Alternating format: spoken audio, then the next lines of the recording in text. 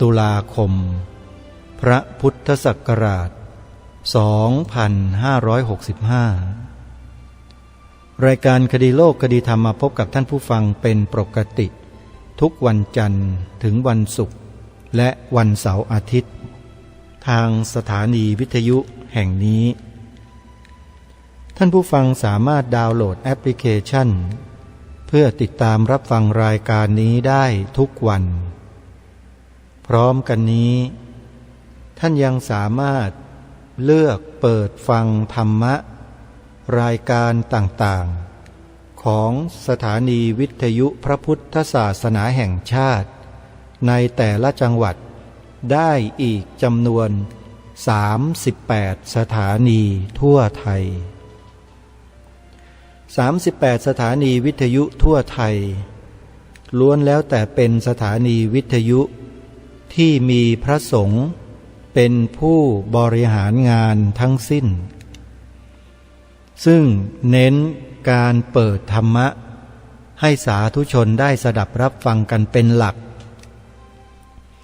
การบรรยายธรรมการแสดงพระธรรมเทศนา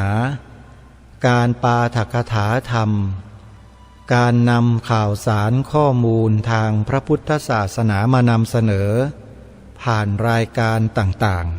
ๆมีอยู่ในแอปพลิเคชันเดียวนี้ทั้งหมดไม่ว่าท่านจะเป็นผู้มีภูมิลำเนาอยู่ณภาคใดของประเทศท่านจะได้ฟังสถานีวิทยุในภาคของท่านผ่านแอปพลิเคชันนี้ที่ชื่อว่าวิทยุพุทธศาสนาทั่วไทยขอเรียนเชิญเจริญพรดาวน์โหลดกันให้เยอะๆแล้วก็บอกให้ผู้อื่นดาวน์โหลดตามกันให้มากๆเพราะมีแต่ประโยชน์สร้างเสริมความรู้สติปัญญาสัมมาทิฏฐิให้เกิดมีขึ้นแก่ผู้ที่ฟังได้อย่างแน่นอนท่านสาธุชนทุกท่านบุญกฐินยังเหลืออยู่อีก8 วันโดยประมาณใครที่ยังไม่ได้มีโอกาสทำบุญกฐินขอเรียนเชิญเจริญพรสาธุชนได้ร่วมบุญกันวัดวาอารามที่ยังคงไม่ได้ทอดกฐินยังมีอยู่อีกหลายวัดหลายอารามทีเดียวปีหนึ่งมีครั้งเดียว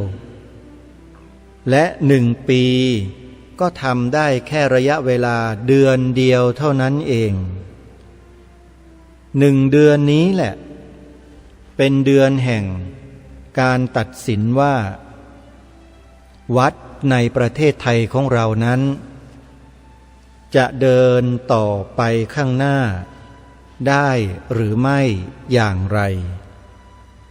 ก็ขึ้นอยู่กับสาธุชนคนดีทั้งหลายของเรานี่แหละที่จะช่วยเหลือเกื้อกูลวัดวาอารามเหล่านั้นกันมากน้อยเพียงใดหรือไม่มีอยู่หลายวัดไม่มีเจ้าภาพกฐินวัดนั้นก็ไม่ได้รับผ้ากฐินและไม่ได้รับบริวารของกฐินเพื่อนำไปทำนุบำรุงส่งเสริมกิจการทางพระพุทธศาสนาของวัดนั้นก็ต้องลำบากกันต่อไปไม่น่าเชื่อว่าประเทศที่มีบทบัญญัติเขียนไว้ในรัฐธรรมนูญอย่างชัดเจนว่ารัฐต้องให้ความอุปถัมภ์และคุ้มครองพระพุทธศาสนาแต่พอถึงเวลาบุญกฐินรัฐไม่ได้ส่งเสริมสนับสนุนพระพุทธศาสนาอย่างเต็มร้อยเลย ถ้าให้ความอุปถัมภ์พระพุทธศาสนาจริงรัฐจะต้องจัดสรรงบประมาณลงไปให้ทุกวัดทั่วประเทศเพื่อให้วัดนั้นๆสามารถดำเนินกิจการของวัดได้แต่ก็เขียนไว้อย่างนั้นแหละเขียนไว้ก็อุปถัมภ์ส่งเสริมเฉพาะเท่าที่มีที่เป็นอยู่เอาละท่านสาธุชนที่กล่าวเช่นนี้ไม่ได้หมายความว่าจะติเรือทั้งโกลนไม่ใช่นะแต่ดูบางประเทศที่เขาส่งเสริมพระพุทธศาสนาอย่างจริงจังเนี่ยเมื่อเทียบกับประเทศไทยของเราที่ขึ้นชื่อว่าเป็นประเทศที่มีพระพุทธศาสนาสมบูรณ์แบบที่สุดในโลกมันเทียบกับเขาไม่ได้เลยอ่ะในกรณีดังกล่าวบางประเทศรัฐเขาส่งเสริมอย่างจริงจังมากส่งเสริมพระภิกษุสงฆ์สามเณรที่เล่าเรียนพระปริยัติธรรมจบในแผนกนั้นๆแผนกนั้นๆก็จะได้รับสวัสดิการจากภาครัฐอย่างนั้นอย่างนั้นอย่างนั้นเขากำหนดเอาไว้อย่างนั้นเลยและวัดวาอารามต่างๆในประเทศบางประเทศนั้นก็ได้รับการอุปถัมภ์และส่งเสริมจากภาครัฐตลอดมาให้งบประมาณไปจัดทำไปบูรณะไปอะไรต่อไม่อะไรก็สามารถที่จะทำให้วัดวาอารามนั้นๆดำรงมั่นและทำประโยชน์ให้กับสังคมได้แต่ในประเทศไทยของเรานั้นดูเหมือนว่าจะถูกตัดงบประมาณในการอุปถัมภ์ส่งเสริมกิจการพระพุทธศาสนาลงไปเห็นตัวอย่างได้ชัดก็คือว่าแต่ก่อนเมื่อไม่นานมานี้วัดวาอารามต่างๆจะมีงบอุดหนุนจากส่วนราชการไม่ว่าจะเป็นอบต.อบจ.หรือจะเป็นหน่วยงานใดๆก็แล้วแต่สามารถที่จะจัดงบประมาณอุปถัมภ์ส่งเสริมพระพุทธศาสนาได้ด้วยหน่วยงานของตนเองแต่อยู่มาก็มีคนไปออกกฎออกระเบียบบางอย่างให้ตัดงบประมาณส่วนนี้ออกทั้งหมดทั้งประเทศห้ามส่วนราชการทั้งหมดตัดงบไปอุปถัมภ์ส่งเสริมพระพุทธศาสนาเสียอย่างนั้นแหละกรณีดังกล่าวอย่างนี้เนี่ยท่านสาธุชนก็ลองนึกลองคิดดูแล้วกันว่ามันคืออะไรลองพิจารณากันดูนะคนที่ถืออำนาจรัฐเขาทำได้เขามีอำนาจเขาสามารถที่จะเขียนกฎเขียนระเบียบเขียนคำสั่งอะไรก็ได้ที่ไม่เป็นการขัดต่อข้อกฎหมายที่เขาเขียนเอาไว้เพราะฉะนั้นการตัดงบประมาณดังกล่าวนี้ถ้าจะว่าไปแล้วเนี่ยถ้าหยิบยกกฎหมายรัฐธรรมนูญมาตราที่ได้กล่าวมาข้างต้นว่ารัฐต้องให้ความอุปถัมภ์และคุ้มครองพระพุทธศาสนาแล้วเนี่ยการกระทำเยี่ยงนี้จะเป็นการกระทำที่ขัดต่อบทบัญญัติของรัฐธรรมนูญหรือไม่อันนี้ก็ต้องฝากผู้รู้ทางด้านกฎหมายให้ช่วยพิจารณาในเรื่องนี้ด้วยเผื่อว่าจะได้ช่วยกันแก้ไขให้ถูกต้องให้เหมาะสมในโอกาสต่อไปเรากลับเข้ามาพูดถึงงานบุญกฐินของเรากันต่อบุญกฐิน ที่ทางรายการคดีโลกคดีธรรมได้ประกาศประชาสัมพันธ์เชิญชวนให้พวกเราได้มีส่วนร่วมกันนั้นก็มีอยู่ไม่กี่วัดวันที่4-5 พฤศจิกายนเดือนหน้าเนี่ยก็มีบุญกฐินที่วัดศรีอุดมวงศ์ตำบลศรีสงครามอำเภอวังสะพุงจังหวัดเลยโดยท่านอาจารย์พระครูอุดมวรานุวัตรท่านเป็นเจ้าอาวาสและมีตำแหน่งเจ้าคณะตำบลอยู่ที่นั่นด้วยท่านกำลังสร้างอุโบสถถ้าญาติโยมสาธุชนท่านใดฟังรายการอยู่ที่อำเภอวังสะพุงจังหวัดเลยได้ยินเสียงนี้แล้ววันที่4วันที่5พฤศจิกายนนี้ให้ไปรวมตัวกันที่วัดศรีอุดมวงศ์นะโยมนะเพื่อจะได้ช่วยกันทำให้อุโบสถวัดศรีอุดมวงศ์นั้นเสร็จสมบูรณ์ก็ขออนุโมทนาสาธุกับทุกท่านไว้ณโอกาสนี้วัดที่2ที่ทางรายการประกาศประชาสัมพันธ์เชิญชวนทอดกฐินในเดือนพฤศจิกายนก็คือวัดอารามมงคล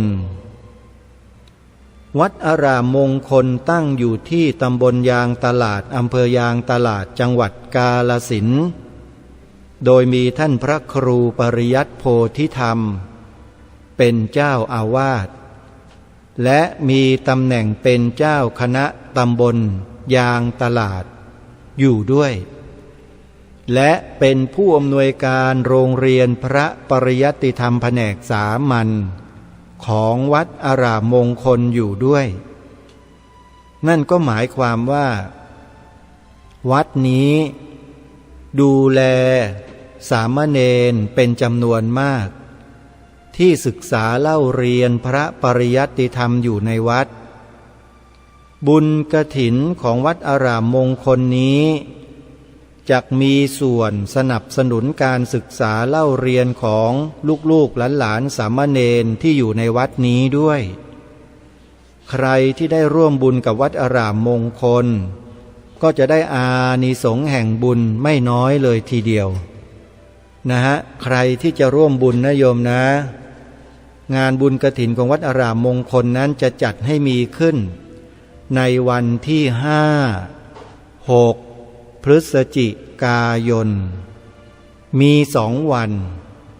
วันที่5ก็เป็นกิจกรรมวันที่6ก็เป็นวันทอดกฐินใครจะร่วมบุญโทรศัพท์ไปได้ที่วัดอารามมงคลหมายเลขโทรศัพท์084-034-4606หรือ094-281-3500อีกวัดหนึ่งก็คือวัดภูจวงอยู่ที่ตำบลทับหลวงอำเภอบ้านไร่จังหวัดอุทัยธานีวัดนี้ที่ทางรายการแนะนำญาติโยมเชิญชวนญาติโยมไปร่วมบุญก็เนื่องด้วยว่าเจ้าอาวาสวัดนี้มีปฏิปทาที่น่าเลื่อมใสน่าศรัทธาอย่างยิ่ง 1. เป็นพระปริยธรรม9 ประโยค 2. เป็นครูสอนพระปริยัติธรรมแผนกบาลีและแผนกธรรมเป็นพระวิปัสสนาจารย์สอนกรรมฐานให้กับพระภิกษุสงฆ์สามเณรและอุบาสกอุบาสิกาเป็นพื้นเราจะหาพระปริยธรรม9 ประโยคที่มีความรู้ความเข้าใจด้านวิปัสสนากรรมฐานในโลกใบนี้เนี่ยยากเหลือเกินเมื่อเกิดขึ้นมีขึ้นแล้วทราบแล้วถ้าเราไม่ส่งเสริมไม่สนับสนุนท่านเนี่ย น่าเสียดายเหลือเกินโยมนะใครที่จะร่วมบุญนะโยมนะให้ติดต่อไปที่วัดภูจวงได้ด้วยตัวของท่านเองนะวัดภูจวงนี้ตั้งอยู่ที่ตำบลทับหลวงอำเภอบ้านไร่จังหวัดอุทัยธานีญาติโยมสามารถโทรศัพท์เข้าไปสอบถามรายละเอียดเพิ่มเติมได้ที่หมายเลขโทรศัพท์ดังต่อไปนี้080-729-6734หรือ080-077-2477ณวัดภูจวงทอดกฐินวันที่5วันที่6พฤศจิกายนและกฐินสุดท้ายของปีที่รายการคดีโลกคดีธรรมขอแนะนำและเชิญชวนสาธุชนได้มีส่วนร่วมอย่างยิ่งก็คือกฐินสามัคคีดีทีวีของเราปีนี้จะไปจัดทอดกันที่วัดสามชุกอำเภอสามชุกจังหวัดสุพรรณบุรีในวันที่8พฤศจิกายนเวลาบ่ายโมงตรงขอเรียนเชิญเจริญพรญาติโยมสาธุชนทุกท่านได้ร่วมบุญกฐินวัดสามชุกในปีนี้โดยพร้อมเพรียงกันสถานีโทรทัศน์ดีทีวีจะออนแอร์ถ่ายทอดสดให้ญาติโยมในพื้นที่ต่างๆของประเทศและทั่วโลกที่ติดตามรับชมดีทีวีอยู่เป็นปกตินั้นได้มีส่วนร่วมบุญกับสถานีโทรทัศน์ดีทีวีของเราด้วยและได้ร่วมส่งเสริมกิจการงานของ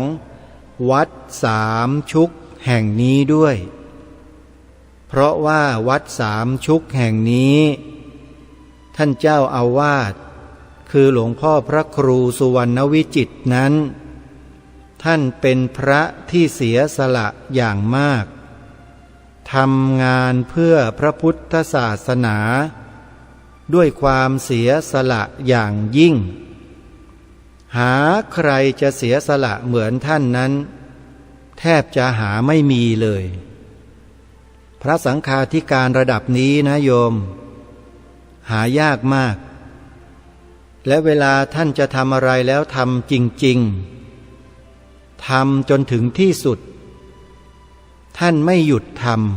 ำงานเผยแผ่ท่านก็เผยแผ่ธรรมะออกอากาศทางสถานีวิทยุวัดสามชุก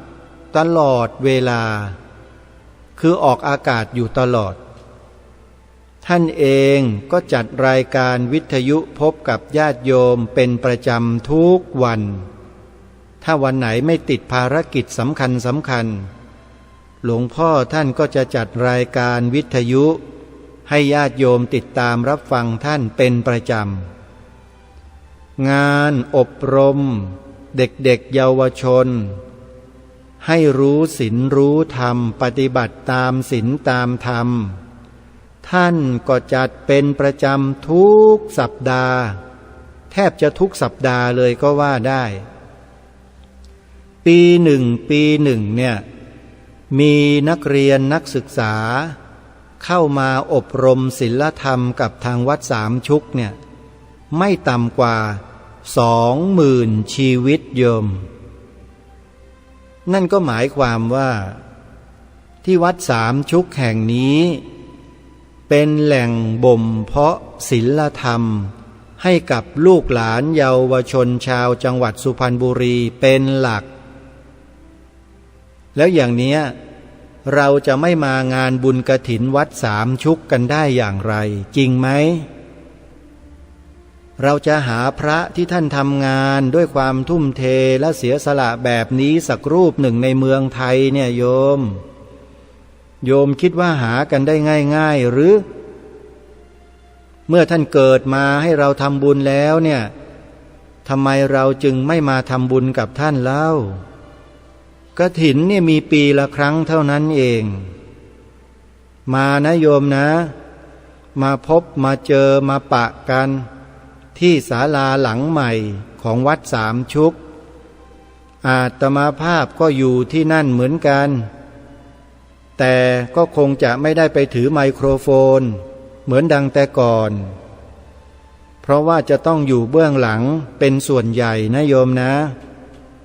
แต่ก็ไปนั่นแหละไปเป็นกำลังใจให้กัน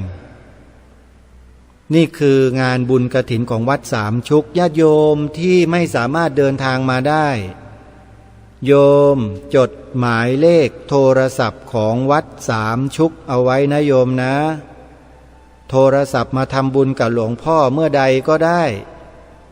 วันกฐินก็ได้หลังกฐินก็ได้หลวงพ่อท่านรับโทรศัพท์ตลอดโทรมาที่หมายเลข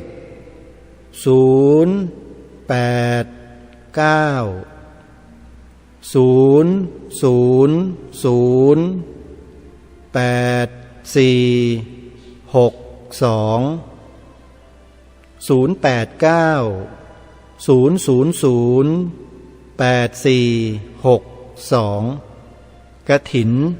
วัดสามชุกหมดแล้วบุญกฐินมีเท่านี้ที่ทางรายการประชาสัมพันธ์ให้สำหรับวัดอื่นๆญาติโยมก็ติดตามทางเพจทางเฟซบุ๊กทางไลน์อะไรต่างๆที่เขาประชาสัมพันธ์แล้วญาติโยมก็พิจารณากันตามความเหมาะสมนะโยมนะอาตมาภาพก็ไม่สามารถที่จะประชาสัมพันธ์ให้ได้ทั้งหมดก็ขออนุโมทนาบุญกับทุกๆท่าน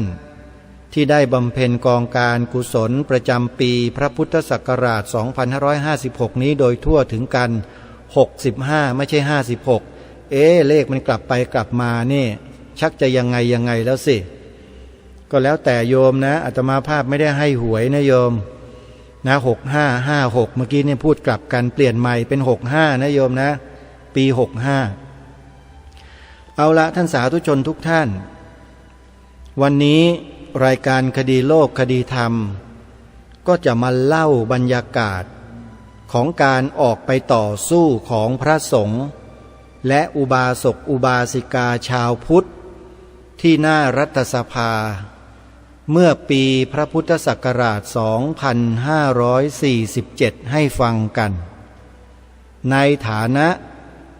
ที่อาตมาภาพอยู่แนวหน้าณสถานที่แห่งนั้นเป็นกำลังหลักอยู่ที่นั่นแล้วก็ไม่ถอยทับไปไหนเลยอยู่ตั้งแต่ต้นจนกระทั่งจบทุกงานไม่มีใครอยู่ในพื้นที่ได้มากกว่าเท่ากับอาตมาภาพในบรรดาพระนะโยมนะอาตมาภาพเนี่ยอยู่นานที่สุดมากที่สุดจึงรู้เห็นได้ยินได้ฟังได้เก็บข้อมูลไว้มากที่สุดเพราะเป็นคนบันทึกข้อมูลด้วยเทปคาสเซ็ตเอาไว้ทุกวันตั้งแต่เริ่มต้นจนกระทั่งปิดกิจกรรมในแต่ละวันเพราะฉะนั้นเสียงที่หลวงพ่อปัญญานันทภิกขุท่านได้ปราศัยเมื่อปีพระพุทธศักราช 2547 ที่ผ่านมาอาตมาภาพเป็นผู้บันทึกเสียงของหลวงพ่อไว้เองแล้วก็เก็บข้อมูลเหล่านี้ไว้เพื่อนำมาศึกษาพิจารณาถึงเหตุการณ์เหล่านั้นซ้ำๆว่ามันเกิดขึ้นได้อย่างไร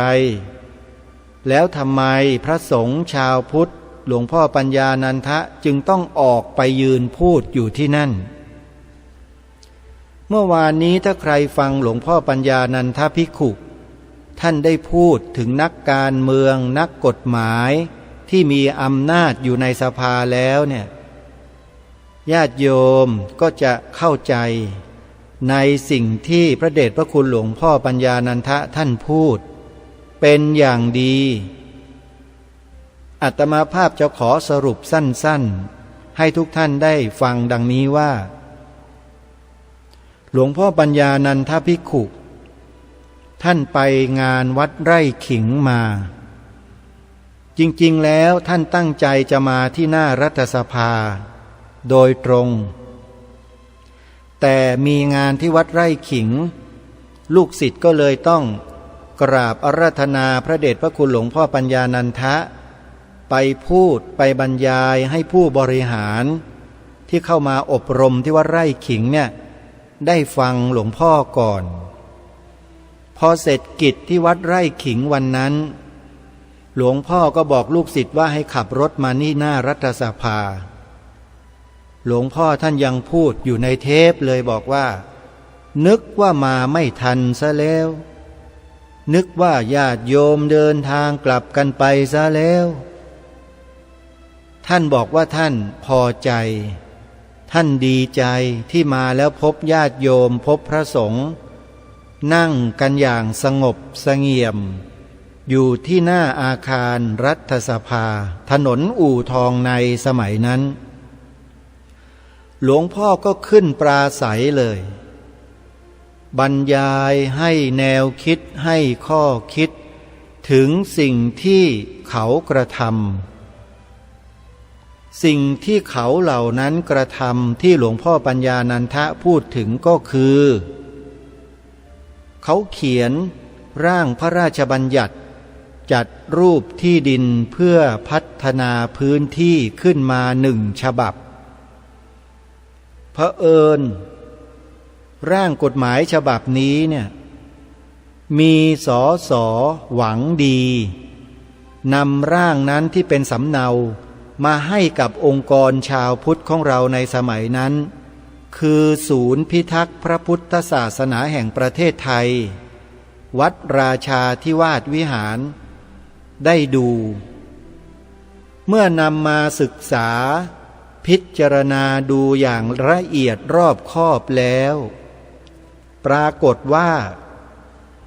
ทางคณะกรรมการบริหารศูนย์พิทักษ์พระพุทธศาสนาแห่งประเทศไทยซึ่งประกอบไปด้วยผู้ทรงคุณวุฒิเป็นผู้มีความรู้ความสามารถเป็นจำนวนมากเมื่อเห็นร่างพระราชบัญญัติจัดรูปที่ดินฉบับดังกล่าวแล้วก็ไม่พอใจต่อเนื้อหาบางส่วนที่จะส่งผลไม่ดีต่อพระพุทธศาสนาของเราโดยภาพรวมก็เลยนัดกันชุมนุมเพื่อจะออกไปคัดค้านต่อต้านร่างพระราชบัญญัติดังกล่าวเพื่อให้ทางผู้มีอำนาจเหล่านั้นแก้ไขปรับปรุงเนื้อหาที่เป็นปัญหาก็คือว่าการจัดรูปที่ดินที่รัฐบาลจะทำได้นั้นเขาจะทำที่ดินของวัดในพระพุทธศาสนาซึ่งถูกระบุอยู่ในร่างพระราชบัญญัติฉบับนั้นด้วยแล้วยังมีการเขียนบทลงโทษไว้อีกว่าถ้าหากบุคคลใดคัดค้านบุคคลนั้นจะต้องถูกลงโทษจำคุกเท่านั้นถูกปรับเท่านั้นซึ่งกรณีดังกล่าวนี้จะทำให้เจ้าอาวาสวัดและพระสงฆ์ในวัดถ้าหากว่าคัดค้านในเมื่อคณะกรรมการจัดรูปที่ดินชี้แล้วจะจัดการปฏิรูปแล้วเนี่ยไปคัดค้านเขาเนี่ยเจ้าอาวาสและพระที่คัดค้านนั้นจะต้องติดคุกกันหมดเลยญาติโยมพระคุณเจ้าที่เคารพลองนึกดูทีสิครับว่าการเขียนกฎหมายออกมาแบบนี้เนี่ย หมายความว่าอย่างไรและเป็นสิ่งที่น่าแปลกประหลาดใจประการหนึ่งก็คือว่าคณะกรรมการจัดรูปที่ดินที่เขาเขียนไว้ในร่างกฎหมายฉบับนี้เนี่ยมีอำนาจจัดรูปที่ดินเฉพาะของวัดเท่านั้นในร่างกฎหมายนี้ไม่มีเขียนที่ดินของศาสนาอื่นไว้เลยแม้แต่ศาสนาเดียวอย่างนี้เขาเรียกว่าเสมอภาคหรือเปล่าหรือว่าเขียนด้วยความลำเอียงแล้วการที่หลวงพ่อปัญญานันทะและคณะสงฆ์ออกไปต่อต้านคัดค้านร่างกฎหมายฉบับนี้ในครั้งนั้นเนี่ยญาติโยมคิดว่าเหมาะสมหรือไม่ถูกต้องหรือไม่อันนี้ทุกท่านต้องพิจารณาด้วยความเป็นธรรมไม่ใช่ว่าแต่พระด่าแต่พระใส่ร้ายแต่พระโยมไม่ได้เป็นพระโยมไม่ได้มีส่วนเสียกับพระ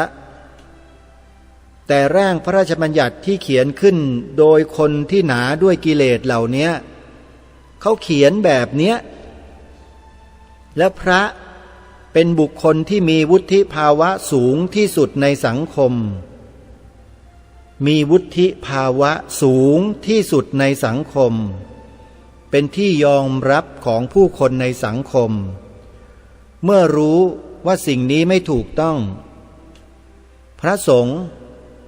จะนั่งนิ่งๆเฉยๆอมลิ้นกินน้ำลายกันอยู่เฉยๆเช่นนั้นหรือไม่ได้เสียภาวะของผู้นำทางด้านจิตและวิญญาณของผู้คนหมดเลยถ้าไม่ออกไปและการออกไปไม่ได้อยู่ๆก็ยกขบวนกันออกไปเลยโดยแบบไม่มีปี่ไม่มีขลุ่ยไม่ใช่ศูนย์พิทักษ์พระพุทธศาสนาประเทศไทยได้ทำหนังสือไปทักท้วงในรัฐสภาแล้วก็รอคำตอบให้ทางรัฐสภาตอบมาสิว่าจะแก้ไขไหมโดยทางศูนย์พิทักษ์หรือชาวพุทธนั้นให้ตัดอะไรที่เป็นของวัดออกให้หมดอย่ามายุ่งมาเกี่ยวอย่าเที่ยวมาจัดเลอะเทอะกับวัดกับวาแบบนี้ไม่เอาปรากฏว่าเงียบพอเงียบเท่านั้นแหละทางศูนย์พิทักษ์พระพุทธศาสนาประเทศไทยก็เป่าประกาศให้พระสงฆ์สามเณรอุบาสกอุบาสิกาชาวพุทธของเราเนี่ยเคลื่อนไหวไปที่หน้ารัฐสภาแล้วก็ไปประกาศไปบอกกล่าวพวกเขาในลักษณะชุมนุมด้วยความสงบก็เกิดเหตุการณ์ชุมนุมขึ้นเมื่อปีพระพุทธศักราช 2547 หนึ่งในนั้นก็คืออาตมาภาพเป็นคนถือไมโครโฟนแล้วก็พูดไฮปาร์คกันอยู่ที่หน้ารัฐสภานั่นแหละถ้าใครมีคลิปวิดีโอก็ไปเปิดดูเถอะเจออาตมาแน่นอนนี่แหละตัวจริงเสียงจริงแล้วก็เอาจริงด้วยเพราะฉะนั้นญาติโยมพุทธบริษัททุกท่านพวกเราทั้งหลายเนี่ยไม่ค่อยจะรู้อะไรกันหรอกเราอยู่กันต่างจังหวัดอยู่ในวัดในวาทำกิจเฉพาะในวัดเรื่องเหล่านี้ท่านทั้งหลายไม่รู้อะไรกันแต่กระผมและอาตมาภาพอยู่ที่นี่อยู่ในกรุงเทพมหานครแล้วก็เคลื่อนไหวต่อสู้ในเรื่องภัยพระพุทธศาสนากับครูบาอาจารย์ทั้งสองมหาวิทยาลัยสงฆ์มาโดยตลอดจึงรู้จึงเข้าใจจึงเห็นสภาพทั้งหลายเหล่านี้ทั้งหมดแล้วเมื่อมาเป็นพิธีกรจัดรายการวิทยุแล้วจะไม่ให้อาตมาภาพและกระผมในฐานะที่มีประสบการณ์เหล่านี้มาพูดสิ่งเหล่านี้ได้อย่างไรจะห้ามผมไม่ให้พูดได้อย่างไรและเรื่องเหล่านี้เป็นเรื่องที่ชาวพุทธทุกคนก็จะต้องรู้ด้วยว่าเราถูกกระทำอย่างไร ถูกเบียดเบียนกันด้วยวิธีการอย่างไรนี่คือรายการคดีโลกคดีธรรมที่ทำหน้าที่มาจนถึงวันนี้เกือบ17 ปีแล้วก็ไม่เคยเหนื่อยไม่เคยท้อไม่เคยถอยแม้แต่ก้าวเดียวจะให้เดินเข้าไปสู่ที่ไหนอย่างไรเพื่อปกป้องรักษาสิทธิและเสรีภาพอันชอบธรรมของชาวพุทธยินดีอย่างยิ่งไม่เคยหนีเลยขอให้สิ่งเหล่านั้นเป็นไปเพื่อประโยชน์ส่วนรวมเถอะถึงไหนถึงกันนี่คือหน้าที่ตั้งปณิธานไว้ในชีวิตส่วนใครจะเก็บเกี่ยวผลประโยชน์ให้กับตนเองด้วยรูปแบบอย่างไรนั้นไม่ว่าทำให้เต็มที่เลยครูบาอาจารย์ครับเบื้องหน้าของพวกเราทุกคนคือพระนิพพานเหมือนกันทั้งหมดใครจะไปก่อนนิมนต์เลยครับแต่ขออย่างเดียวครับอย่ามาขวางอย่ามากั้นด้วยวิธีการใดก็แล้วแต่จะด้วยกายด้วยวาจาด้วยใจอย่าให้มีผมขอแค่นี้แหละอย่าขวางกันมือไม่พายแล้วก็อย่าเอาตีนราน้ำอันนี้เป็นภาษิตไทยไม่ใช่คำหยาบนะครับไม่ใช่คำหยาบนะเป็นภาษิตโบราณขอแค่นี้แหละไม่ต้องการอะไรมากไม่ยกย่องก็อย่าเหยียบย่ำขอให้พวกเราได้เข้าใจในหน้าที่ของแต่ละคนแต่ละท่านเรามันทำหน้าที่แตกต่างกัน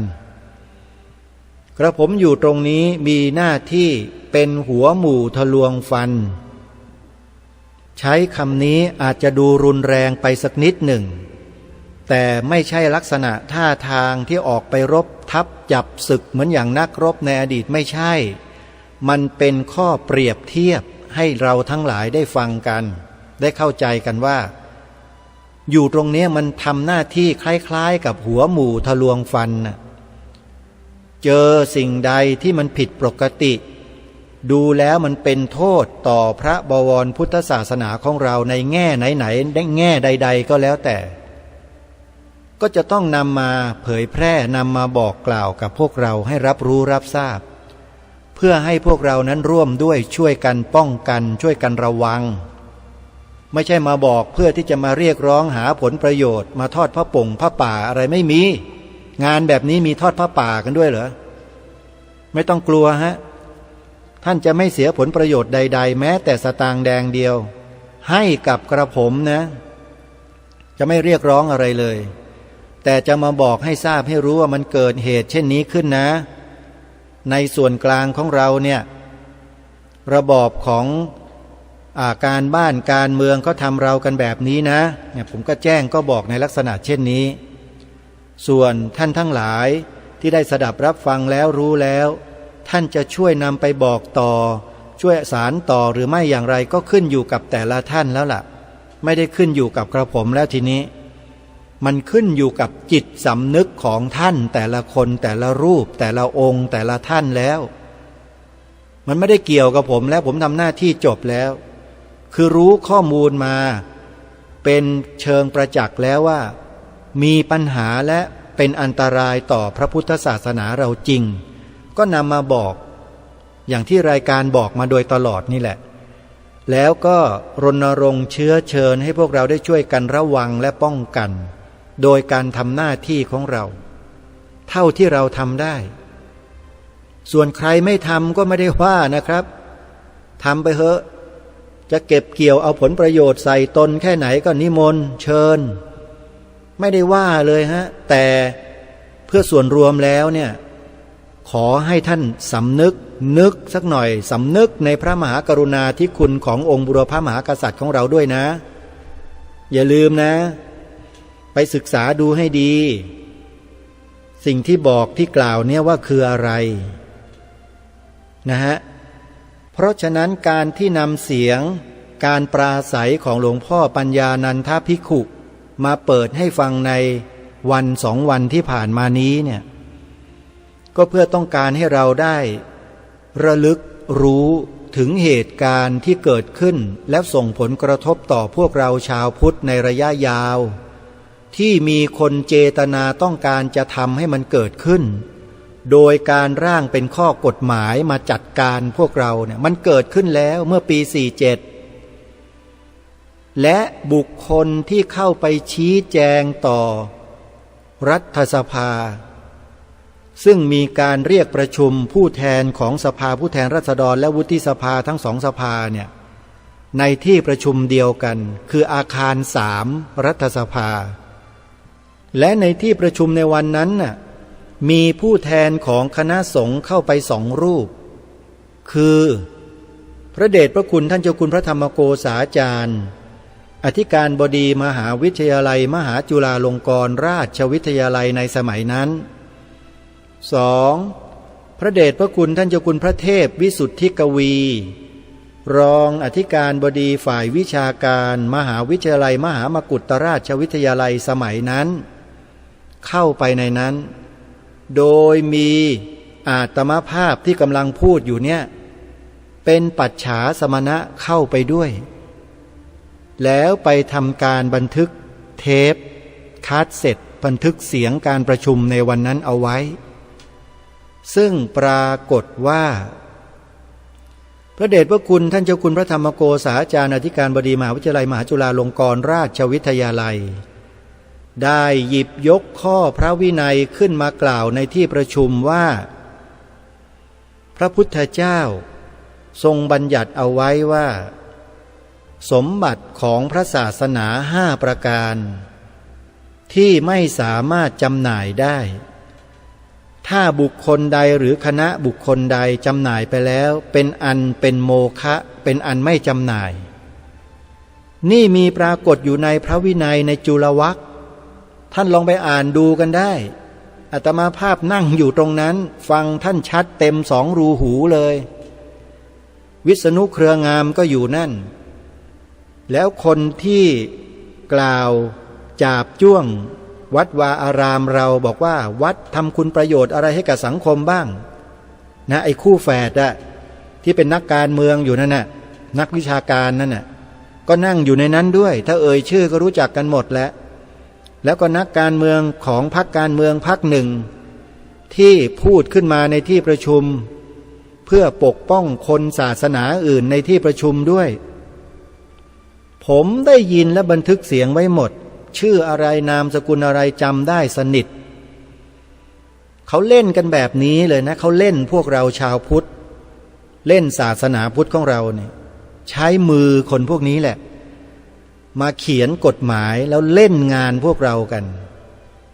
หลวงพ่อปัญญานันทะและคณะสงฆ์จึงอยู่ไม่ได้ตึงออกไปไงฮะก็ผมยังจำได้เลยว่าพระเดชพระคุณหลวงพ่อเจ้าคุณเจ้าคณะกรุงเทพมหานครออกโรงเองเลยนะครับงานเนี้ยผมบอกให้ไม่ใช่เรื่องธรรมดานะครับเรื่องนี้เขาจะยึดที่ดินวัดนะฮะในสมัยนั้นน่ะเพราะฉะนั้นการที่นำเสียงหลวงพ่อปัญญานันทะมาเปิดตรงนี้ก็เพื่อที่จะให้เราได้ศึกษาเรียนรู้ถึงเหตุการณ์ที่เคยเกิดขึ้นกับพวกเรามาแล้วเราก็สามารถต้านเอาไว้ได้ต้านไว้ด้วยอะไรต้านไว้ด้วยพระธรรมวินัยครับนี่คือสิ่งที่สำคัญที่สุดที่เราจะต้องทำการศึกษาเรียนรู้พระธรรมวินัยให้แตกฉานและเข้าใจแล้วก็สามารถนำไปยันหน้าไอ้พวกนักการเมืองที่เขียนกฎหมายในลักษณะเช่นนี้ในอนาคตต่อไปได้อย่าให้มันเกิดเช่นนี้ขึ้นอีกและทุกวันนี้ก็เริ่มจะมีอะไรแปลกๆออกมาเรื่อยๆโดยที่พวกเราเองบางทีก็ตามไม่ทันแต่เอาเถอะถึงอย่างไรก็ตามในหมู่ชาวพุทธของเราเนี่ยย่อมมีบุคคลหรือบุคลากรที่มีไหวพริบและมีปฏิภาณเยอะและก็พร้อมที่จะเสียสละทำหน้าที่คอยระแวดระวังป้องกัน ไม่ให้เหตุการณ์ในลักษณะเช่นนี้เกิดขึ้นกับพระพุทธศาสนาของเราอีกแน่นอนเราจะไม่อยู่เฉยๆเราจะไม่เคยไว้วางใจคนเหล่านี้เลยไม่ว่ากรณีใดๆไม่ว่าจะยุคไหนสมัยใดก็แล้วแต่และก็ไม่ว่าพรรคการเมืองใดทั้งนั้นเราไม่เคยไว้ใจคนพวกนี้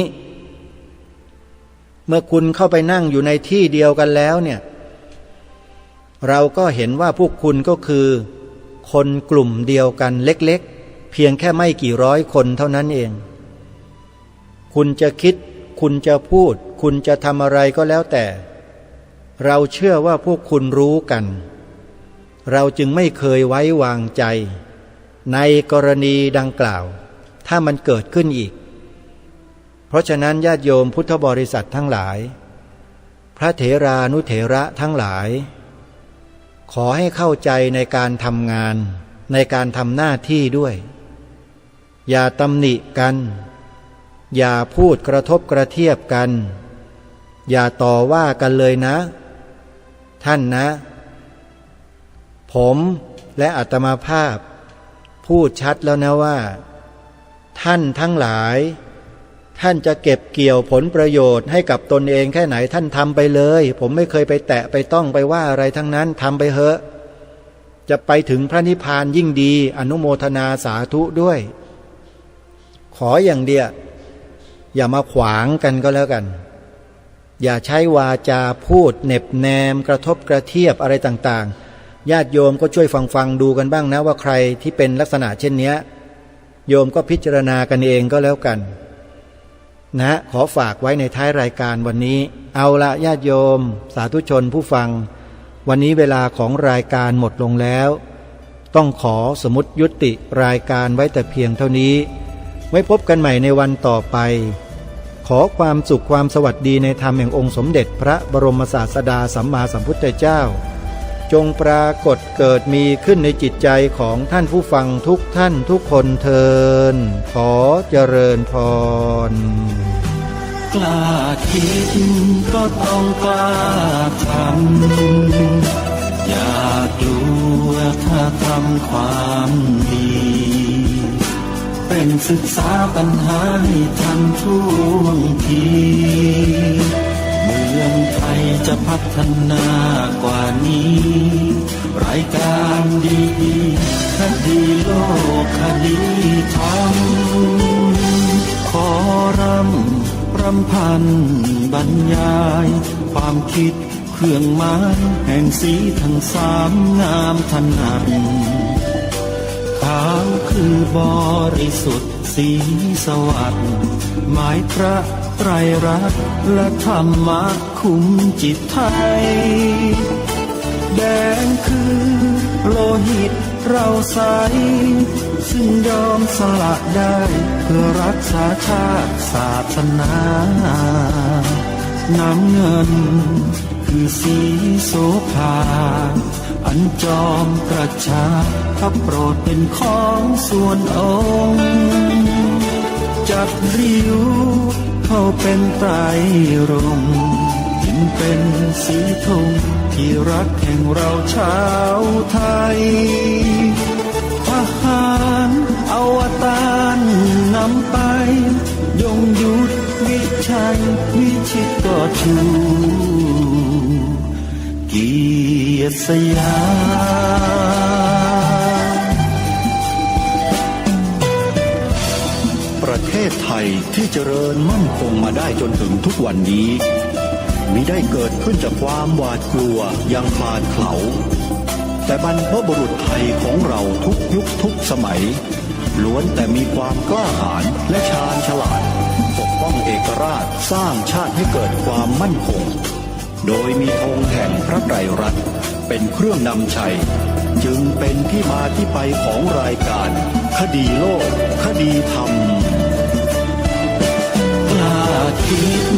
ก็ต้องกล้าท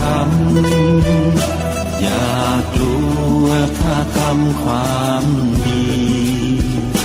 เป็นศึกษาปัญหาให้ทันท่วงทีเมืองไทย จะพัฒนากว่านี้ รายการดีๆคดีโลกคดีธรรม